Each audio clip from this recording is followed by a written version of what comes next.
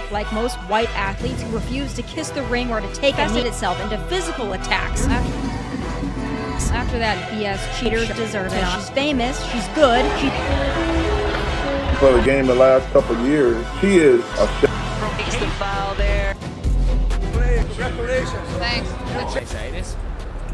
The Atlanta Dream, not quite Nate Tibbetts. If you guys know anything, like Nate Tibbetts, literally like he would throw 17 different looks at Caitlin per quarter. WNBA fans are voicing strong frustration over officiating after Caitlin Clark received no foul call despite a major on-court collision. We're at State Farm Arena. It's an electric atmosphere here as Caitlin Clark has come to town. The Indiana Fever at 6-10 have been playing very well lately, as meanwhile the Dream 6-7 trying to even their record. Big crowd, big energy here at State Farm Arena, and we're on the...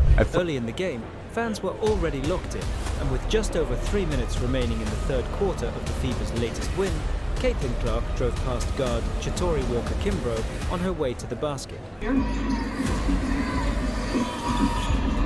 gets it back to Clark, sidesteps Howard, she will launch and knock down. Makes it look so easy. Late in the third quarter, the sophomore star hit the floor and curled up, anticipating a whistle, but none came.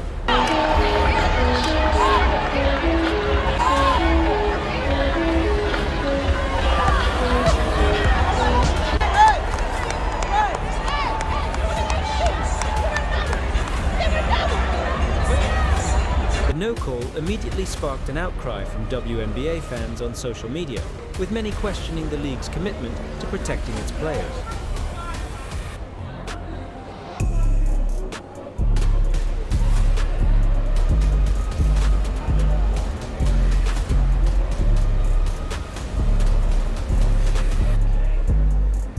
After hitting the floor, Clark curled into a ball and looked up while still being physically guarded by Atlanta. Moments later, she was hit with a technical foul for her reaction to a made basket by Brianna Jones. I say this. The Atlanta Dream, not quite Nate Tibbetts. If you guys know anything, like Nate Tibbetts, literally like he would throw 17 different looks at Caitlin per quarter. He would throw a different look at Caitlin every single possession. However, Indiana Fever fans, we got another W in the preseason against the Atlanta Dream, 81-76. There's a lot that went on in this game. So this was a very competitive game. All the way through, they were given full court defense on Caitlin Clark. For the most part of the game, the starters did sit after 3. Caitlin Clark finished with 13, 7, and 6. She could have had 12 to 15 assists. Wait until you see the highlights. She did drop a couple bombs. She hit 3 3-points. Social media erupted as waves of viewers slammed the WNBA for the no call. Fans took to platforms in droves, expressing outrage over the league's officiating. One frustrated fan wrote, "New year, Caitlin Clark is still getting assaulted with no foul calls. Okay, bro, y'all got it." Another added, "It's frustrating with the WNBA. She never once went to the free throw line." Despite missing the preseason opener and playing through an injury, Clark has still flashed her trademark brilliance in limited minutes. She logged 23 minutes on the floor, tallying 13 points on 45.5% shooting, along with 6 rebounds and 7 assists. Even while managing an injury throughout much of the preseason, the former Iowa standout has made it clear she's ready for the 2025 campaign and the pressure that comes with her sophomore season. Because you score and you think that's your time to take a breather, but Caitlin Clark and the Indiana Fever are going to run it. Saturday's collision reignited concerns from last season, when many fans felt Caitlin Clark was routinely subjected to overly physical play with little protection from referees. Known for her composure under pressure, Clark has previously addressed how she handles aggressive defensive tactics. Back in June of last year, the then 23-year-old acknowledged that defenders often aren't penalized for overly physical play against her, citing a notable incident where she absorbed a shoulder check from Chicago Sky guard Kennedy Carter without a foul being called. New reaction after this controversial foul on Caitlin Clark. Unnecessary. Clark's Indiana Fever taking on the Chicago Sky on Saturday.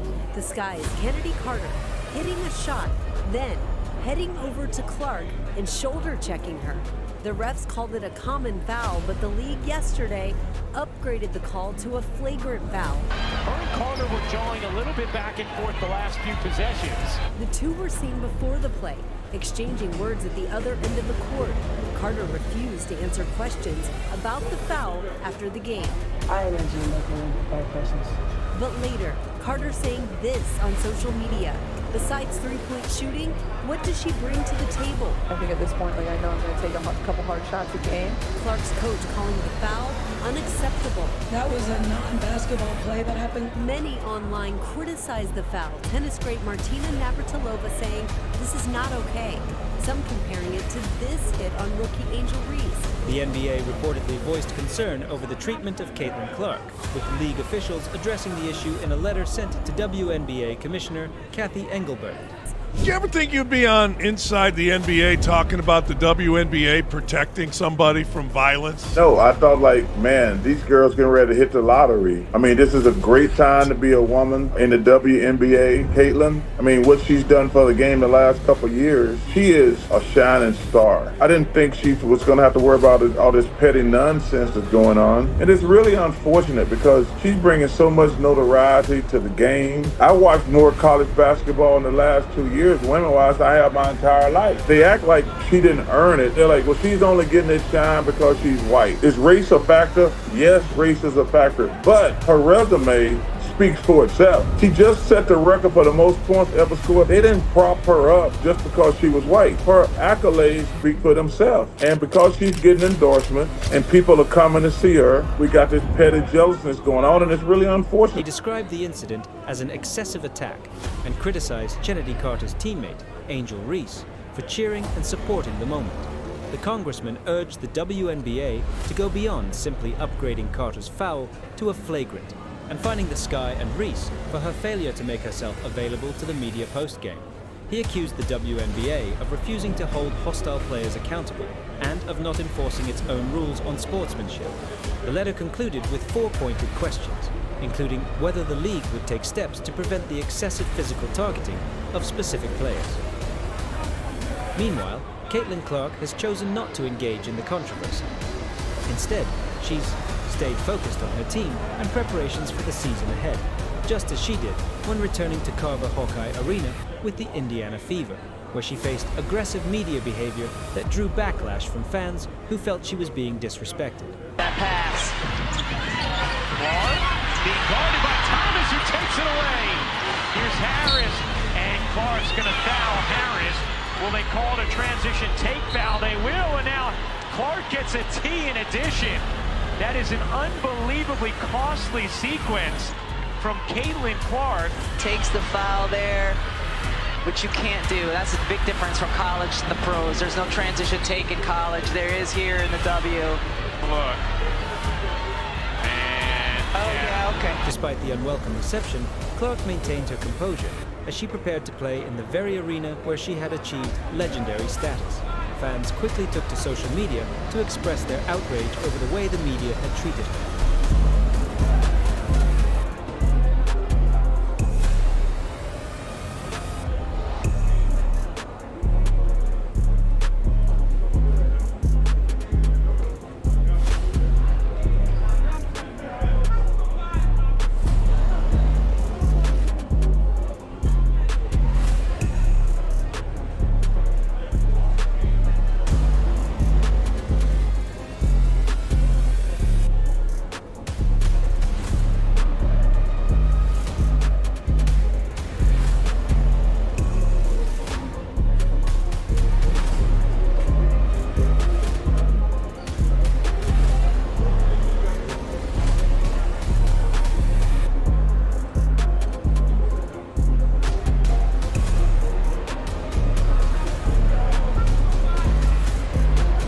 Despite the intrusion, Clark remained composed as she prepared for her return to the arena, where she made history as the NCAA's all-time leading scorer.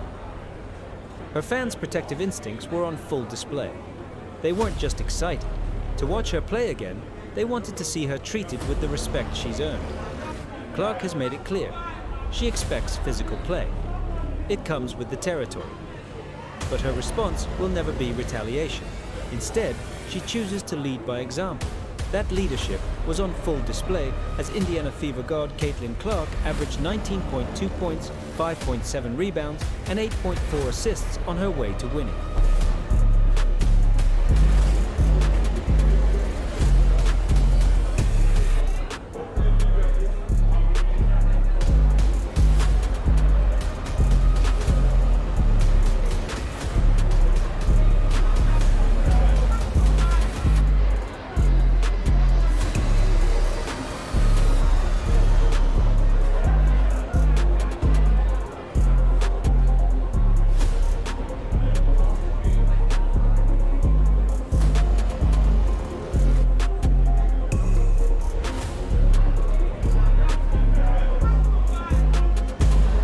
This year, at least 6 teams have already relocated home games, including the Wings, all largely due to one reason: Caitlin Clark.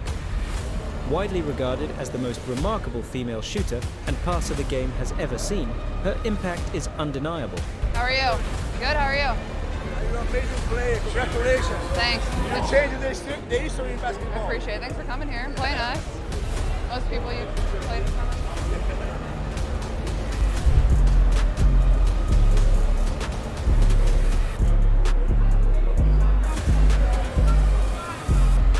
One aspect of Caitlin Clark's game that's often overlooked is just how tough and composed she is, and how high the level of competition is in the WNBA. Not every high-scoring point guard who breaks the NCAA all-time scoring record becomes instantly beloved by everyone in the league, and Clark, so far, has found that out the hard way. To her credit, she's handled it all remarkably well. When she was left off the US Olympic team, she didn't run to reporters or stir controversy. She simply said she could use the rest, and looks forward to competing in 2028. And when she was laid low by a cheap shot from Chicago's Kennedy Carter, Clark didn't retaliate. She got up, dusted herself off, and got back in the game. In the men's game, a foul like that might have sparked a bench-clearing brawl. As veteran Washington Post columnist Sally Jenkins noted, players get ejected, fined, and suspended for that stuff. Clark, in contrast, kept her response measured, calling basketball a highly competitive and emotional sport, keeping her eyes on the bigger picture. Tennis legend Martina Navratilova summed it up perfectly. The players in the WNBA need to realize that Caitlin Clark is helping all of them, now and in the long run. NBA icon Charles Barkley echoed the sentiment, saying, 100% correct, both of them. There is Caitlin Clark who's about to take this floor for the very first time. The home opener is a week from today. The regular season opener is on Tuesday in Connecticut. Things continue to heat up as the start of the 2025 WNBA season draws near. On Monday, the league released its official preseason power rankings, and, unsurprisingly, the defending champion New York Liberty claimed the top spot. They're viewed as the team to beat heading into the new season.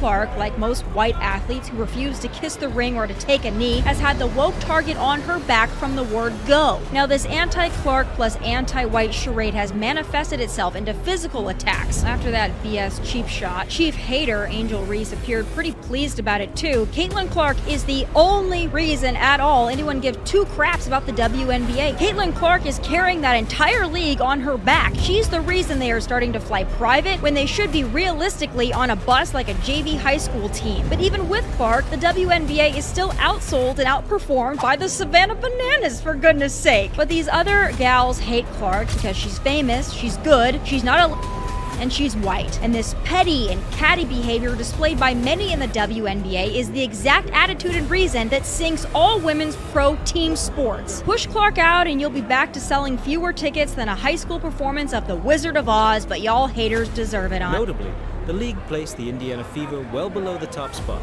ranking them 5th overall. According to the WNBA's preseason power rankings, Indiana trails behind the New York Liberty, Minnesota Lynx, Las Vegas Aces, and Seattle Storm, respectively. Not that I'm not as sold on the Indiana Fever anymore. I'm very sold on the Atlanta Dream. I'm very sold on the Dream. And the Aces, I think, are going to be okay. I'm not sold whatsoever on the Seattle Storm. I'm not sold in the slightest on them. I would have them as my 15. But yeah, it's genuinely a toss-up. For me, then it would go... I'm just trying to think off the top of my head. I'm definitely going to do a more detailed one before the season starts. The league's analysis acknowledged how the Fever strategically built around Caitlin Clark during the off-season, adding key veteran pieces like Dewana Bonner and Natasha Howard to bolster the roster.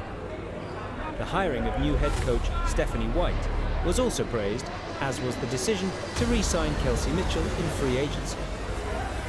Still, the WNBA believes there are at least 4 teams better positioned than Indiana heading into 2025.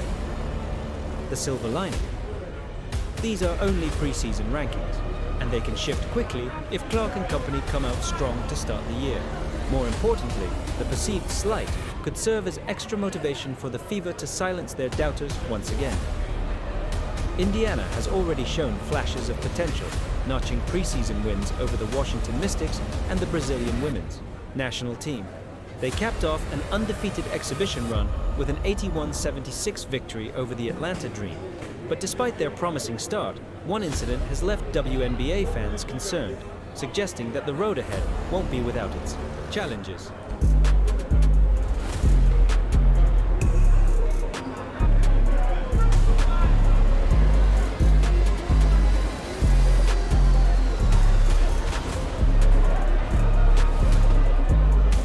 Probably Brittany Sykes, Sonia Citron, Emily Engstler, I guess, at the 3, Stephanie Dolson, Shakira Austin, with their 3 main bench pieces being Jade Melvin, Kiki Iriafin, and Aaliyah Edwards. They could start Edwards instead of Dolson or Austin. They could start Iriafin at points this season.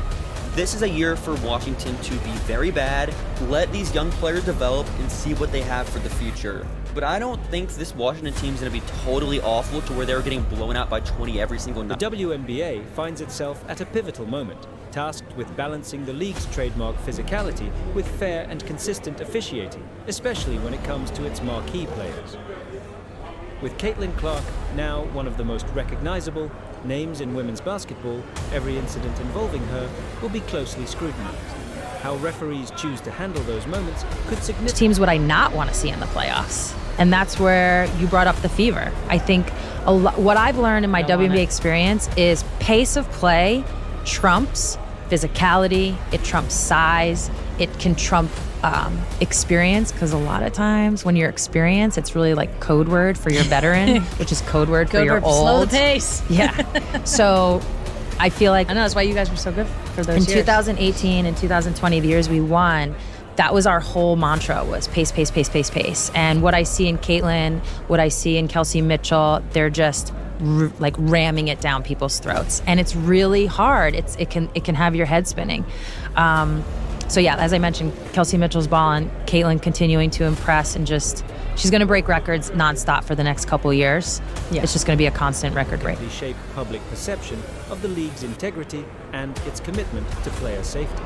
As the 2025 season tips off, the spotlight isn't just on Clark's performance, but on how the league responds to growing concerns from fans and analysts alike, whether the WNBA chooses to adapt its approach or continues with business as usual may ultimately determine both its long-term growth and its credibility as a professional sports league.